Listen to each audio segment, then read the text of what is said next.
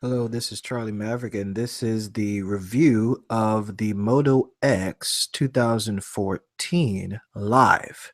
Yes, I said live.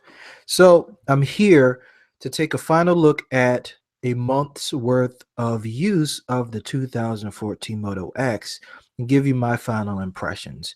This is not to quote a lot of specs, it is to give you a real world account of how it performs in everyday use.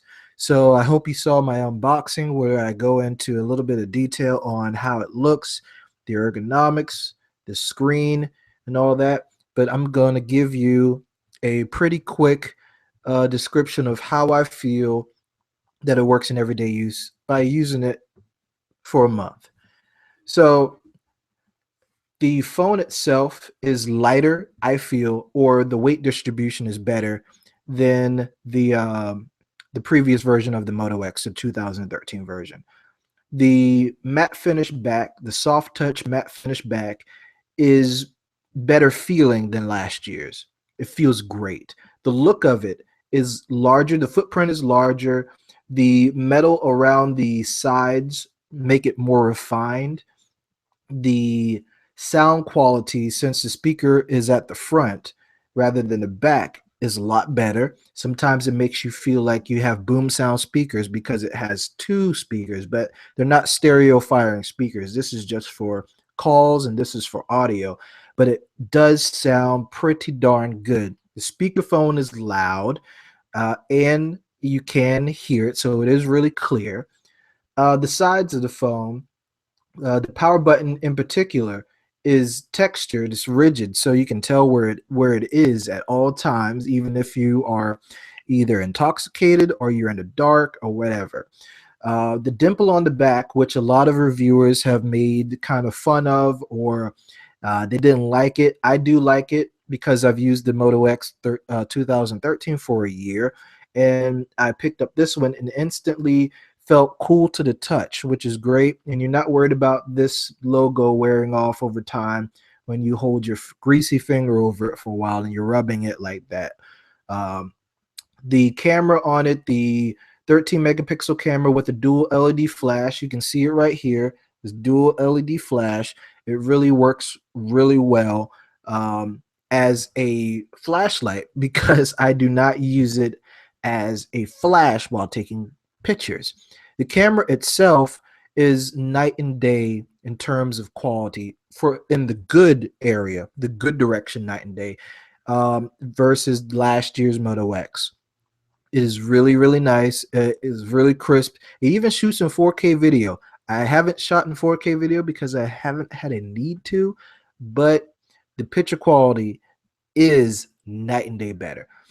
It also looks better because of the 1080p screen on here, which versus last year was 720p. So it finally got to 1080p, not quad HD, but I don't think I'm ready for quad HD yet.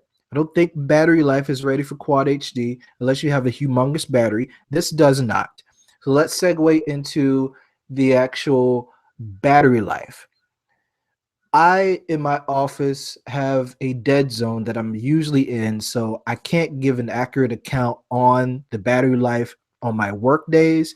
But on the weekends, that I had 4 weekends worth of testing with this, it does last from 6 a.m. to about 11:30 with normal use. And my normal use is I check my phone periodically when I have a notification that comes through my Android Wear smartwatch. So I'm not always picking up my phone.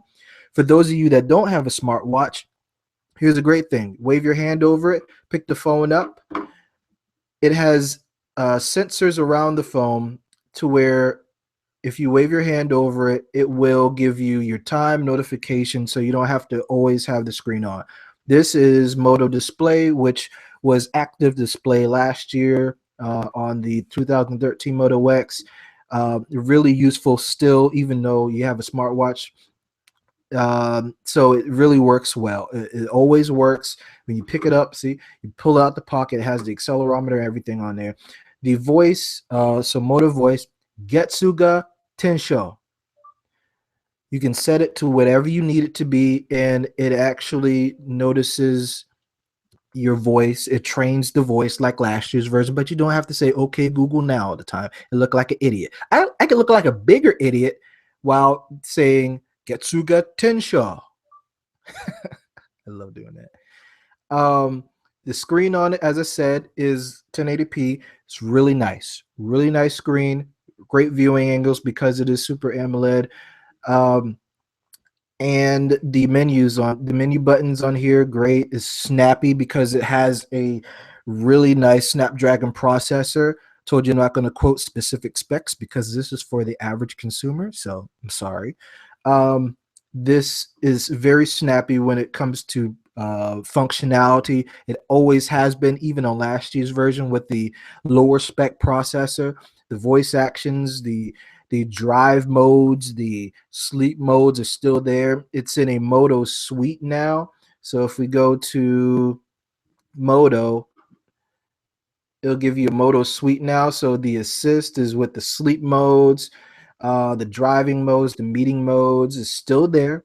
The actions is when you wave your phone and twist it. You can twist it for the camera. You can still do that, which is pretty awesome. So lock screen and take camera, see there. Pretty good, pretty good, pretty quick. I'm not going to show you my password like you can use it, but the camera is pretty good. Shoots in 4K, like I said. My storage is 16 gigs on here, so I'm really kind of hesitant about shooting in 4K because of the size capacity. But usually I don't need large storage phones because I only take pictures. I don't really take videos. I save everything to the cloud. I back everything up on Google Plus and delete them off the phone itself. Um, what else can I say about this? Call quality is great. I had no drop calls. I'm also on Verizon, which is the most reliable network. I do not work for Verizon, by the way. I picked this up on Verizon Edge, which allowed me to upgrade my phone, which doing half of 50% of the payment, the full price of payment through mobile, through monthly payments, which is a great thing about the Moto X versus the other phones is since the cost is low on these phones, you can upgrade every year. You can pay half the phone off in a year's time by paying the monthly payments. You can get a new phone, something like the Note 4, the 6 Plus by iPhone. Probably can't do that because the cost of it is so much. You might have to keep it for 2 years anyway. Also, the upgradability of this phone in terms of the speed, getting to Lollipop. In my experience of having the 2013 version of the Moto X, we got timely updates, really quick updates from Google. It is said to get as quick as updates as the last one, and I have no reason to oppose that because even on Verizon, I got updates really quickly, and it has gotten updates. I know last year's version got updates faster than the Nexus 4, which is really funny. Um, what can I say about this phone? Great positive things. Great positive things. Battery life is good, as long as you're not in a dead zone. Sound quality from the speakers good. Display's awesome. Um, cameras night and day better than last year's. And you can tell I'm a Patriots fan. They have a bye week, so that's why I'm doing this video. I'm not getting prepping for the game or anything. Um, everything about this phone I love. I would recommend this phone. If the Nexus 6 is too big for you, get this phone. It has the same functions as it, minus a couple of tweaks. It doesn't have what doesn't it have? Doesn't have the Qi charging, so you can't wirelessly charge it, but it is compatible with the rapid charge that you can get from Motorola. So if you need rapid charging really quickly, then you get that charger. It also works with this. If you don't want to get a Droid Turbo, which I don't like getting a Droid if I have a Motorola phone already out there, which has a massive battery, by the way. Um, you know, that's the thing. If you're not worried about the battery, because this gets pretty good battery life, normal use. I would say get this over the Note 4 if you're not worried about, the humongous screen and the latest specs, because guess what? You're probably going to get updates. Not probably, you're going to get updates faster. And I am a snob when it comes to updates. That's all I care about, is having my updates. Now, minor updates don't make a difference, but when you have something that's coming from KitKat to Lollipop, which a total overhaul in terms of how it looks, then you got to say, yeah, I really want to get the update fast. Um, Everything about the phone is smooth. I can't say enough about this phone. It's reliable, as reliable as last year, and I hope that Motorola sells more of these than it did last.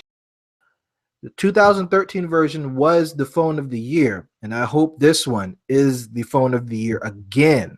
So here's my final impressions on the Moto X 2014. Make sure you watch the unboxing that I had too, just in case you missed that. But thank you for tuning in. Thank you for tuning in.